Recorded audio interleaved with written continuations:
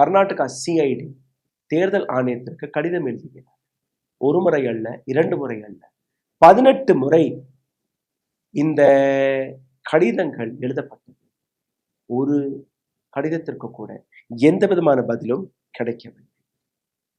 இந்த ஒட்டுமொத்த ப்ராசஸையும் ஒரு முறை பார்த்து விடுங்கள். அந்த டைம் லைனை நான் உங்களுக்கு எடுத்து காட்டுகிறேன். பிப்ரவரி 2023ஆம் ஆண்டு எஃப்ஐஆர் ஃபைல் செய்யப்படுகிறது. மார்ச் 2023ஆம் ஆண்டு கர்நாடகா சிஐடி தேர்தல் ஆணையத்திற்கு அவர்கள் எழுதக்கூடிய அந்த முதல் கடிதம். இசிஐ ஆகஸ்ட் 2023ஆம் ஆண்டு ஒரு அறகுறையான பதிலை கொடுக்கிறார்கள். அதாவது முழுமையாக எந்த விதமான பதிலும் கொடுக்கவில்லை.